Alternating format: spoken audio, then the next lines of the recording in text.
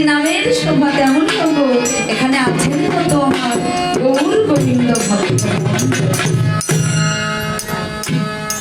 ভগবানের চরণ প্রাপ্তির জন্যে আপনাদের মতো ভক্তের চরণ ধুলিকে আশ্রয় করে তার চরণে ঠাঁই পাওয়ার জন্য আমাদের ধরা ধমে আসা। কেন মা? কৃষ্ণ ভজিবার তরে সংসারে আইল মিছে মায়ায় বদ্ধ হয়ে বৃক্ষ সম হয়ে। আমাদের জন্মটা মাগো কৃষ্ণ ভজিবার জন্য, কিন্তু আমরা মিছে মায়ায় আবদ্ধ হয়ে সংসারের মায়ায় আবদ্ধ হয়ে একটা বৃক্ষের মতো অচল হয়ে গেছে। দেখুন, প্রাণ গোবিন্দ তার নিকটের প্রতিনিধি করে, তার একান্ত কাছের প্রতিনিধি করে আপনাকে আমাকে আমাদের সবাইকে পাঠিয়েছে ধরাধামে। কেন বাবা? তার লীলা খেলবার জন্য।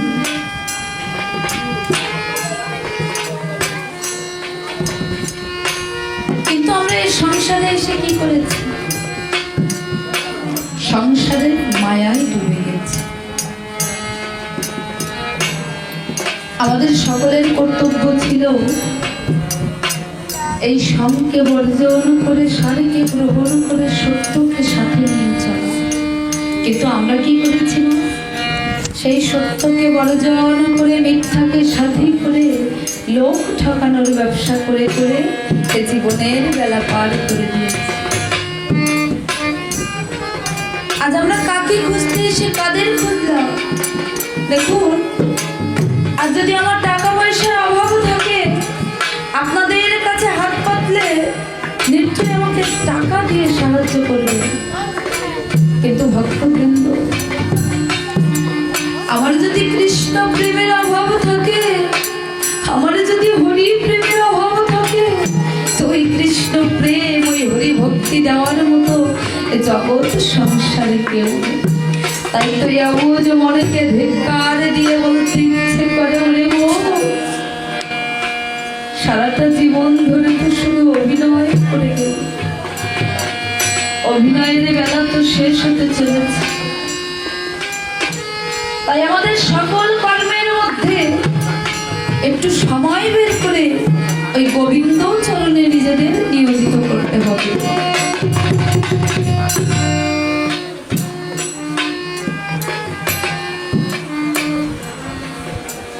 ওই গোবিন্দ চরণে নিজেদের নিয়োজিত করতে হবে। কারণ এই পৃথিবীতে সবাই আপনাকে ঠকালেও ওই ভগবান কিন্তু আপনাকে কষ্ট দেবেন না, ঠকাবেন। এই সংসারে যার জন্য যা কিছুই করেন না কেন, বিনিময়ে ব্যাখ্যা বেদনা ছাড়া আর কিছুই করেন না। কিন্তু ওই ভগবান আর গর্ভধারিণী মা, এই দুইজন ব্যক্তি কিন্তু কখনো আপনাকে কষ্ট দেবে। তাই আমার মহাজনে কি বলবে? ওই আমি আমার